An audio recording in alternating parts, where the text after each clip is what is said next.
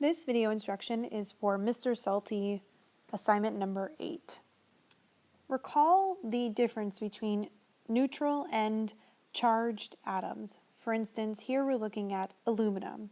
On the left-hand side here, we have a neutral aluminum atom. In our neutral aluminum atom, we have 13 protons as well as 13 electrons. That's what makes it neutral. It has an equal number of protons and electrons.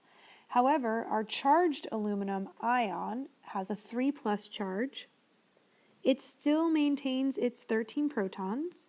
However, now it only has 10 electrons, meaning it has 3 more positive charges than it does negative charges, making it a positive charge. So the difference between them, in a neutral atom, we have the number of protons equals the number of electrons. Whereas in ions, the number of protons does not equal the number of electrons, which is how we come upon charged particles or ions. Negative ions are known as anions, and positive ions are known as cations. Our positive ions are going to be our metals, like aluminum, like potassium, like sodium. And our negative ions are going to be our nonmetals, like sulfur, oxygen, chlorine, bromine, fluorine, etc., etc. When you combine ions, they form salts or ionic bonds. This is when we have a positively charged ion attracted to the negative charge of a negatively charged ion. And those two things together get you a salt, or they make salts. So we're going to look at assignment 8 to review how to create our salts here. For each of the following pairs of elements, determine whether a salt, an ionic compound, can be formed. That means we must have a metal and a nonmetal, a negative and a positively charged ion attracted to each other. If a salt can be formed, then we must sketch the bubble picture, which I will show you how to do, and we need to write the formula of the salt, and then we need to write the name of the salt. So let's start with an example. Let's look at potassium and chlorine, K and Cl. The first thing that you're going to need to do is determine the charge of each of these ions, and that will tell us whether or not a salt can form. Also, you need to look for if you have a metal and a nonmetal, so you'll need to look at your periodic table. First thing that we need to do is look at the charges of our ions to see whether or not they are attracted to each other to form a salt. First one we have is potassium, which is K, which is over here. So we look at the column in which potassium is in. So that's this first column here that I'll highlight. Here's the first column.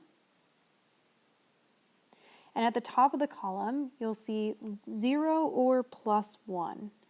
This tells you what the potential charges of everything in this column can be. Potassium can exist as 0, which is neutral, because all elements can exist in their neutral state, as well as a +1, meaning that it has 1 less electron than our neutral potassium. So the charge on potassium is +1. So we will go back to our sheet and write that down. So potassium is a +1 charge, so we'll put it as a plus. And we draw these as bubbles, so we'll put a circle around it. And now we need to figure out what the charge of chlorine is. So we find chlorine on our periodic table, and here it is, number 17. And again, we look for the column that chlorine is in. And chlorine is in this column. And we can see here that it can exist 0 as a neutral atom or -1. So our chlorine has a -1 charge. Put our bubble around it. We have a plus and a minus. We have a metal and a nonmetal. Based on those two conditions, these two ions can join together and form a salt. The next important thing is to make sure that we are balancing the charges. Salts are always neutral, as in the total charge of the salt should be 0. That means when we add together our negative charges and our minus charges, they should equal 0. We have one positive charge from our potassium and one negative charge from our chlorine. Therefore, they should come together in a 1-to-1 ratio.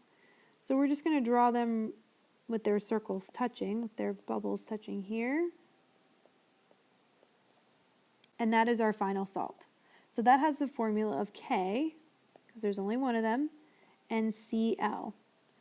And we always name the positive ion first, the metal first, so we would name this potassium chloride. We change the ending to "ide" for the nonmetals. Let's look at number 1, calcium and chlorine. If we look at our periodic table, calcium's in the second column, right here, meaning it can exist as 0 or +2. So in its ion form, it's +2 charge. And the other one was chlorine, which we know has a -1 charge based on it being in this column. So chlorine has a -1 charge and calcium has a +2 charge. These are both charged atoms. We have a metal and a nonmetal. So here's our metal. And here's our nonmetal. Calcium has 2 plus charges. Chlorine only has 1.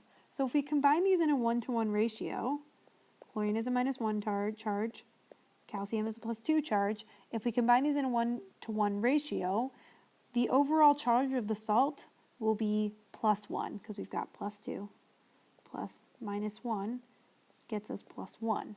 We want the overall charge to be 0. So in that case, we add another chlorine here to make it a 2-to-1 ratio. So the formula is CaCl2, because there's 2 chlorines here, calcium chloride. Remember, we changed the ending here. Okay, let's do number 2. Sodium and potassium. So first we need to write down what those elements are. We have sodium, Na, and potassium, K. So let's look at our periodic table. We have sodium, which is here. So sodium in an ion state. So sodium as an ion has a +1 charge because it's a metal. And potassium, which is right below it, also has a +1 charge because it is also a metal. Sodium's +1, potassium is also +1. If we look at the rules up here, an ionic compound must be the combination of a metal and a nonmetal. We have 2 metals here. That means no salt is going to form.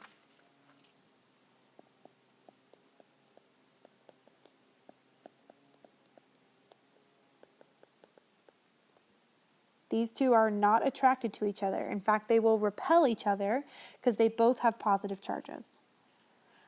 Okay, last one, let's look at potassium and sulfur. Potassium we know is K, and sulfur is S. So let's look at our periodic table again. First we have potassium. Again, we've seen this. It has a +1 charge as an ion. It's a metal. Everything over here, all of these are all metals. These are all nonmetals. So our other element was sulfur. Sulfur is a nonmetal, so it checks that box. So we've got a metal and a nonmetal, good.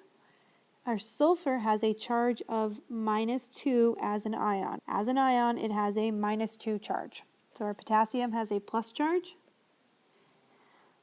Our sulfur has a -2 charge. There are opposite charges. We have a positive and a negative. We have a metal and a nonmetal, which means these can form an ionic bond. They can form a salt. So now we need to figure out the ratio in which to combine them. So we'll start with 1-to-1.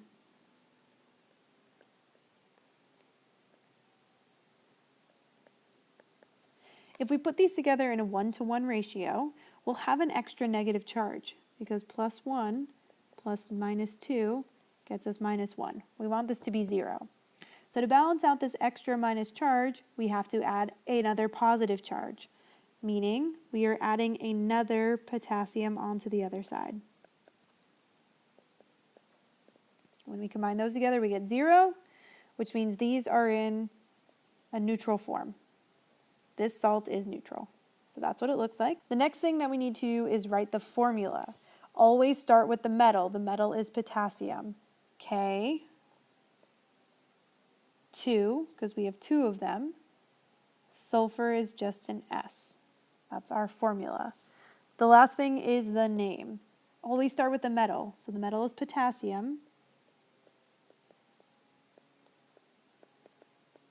Then we put the nonmetal, but when it's in its ion form, we give it an "ide" ending. So instead of sulfur, this would be sulfide.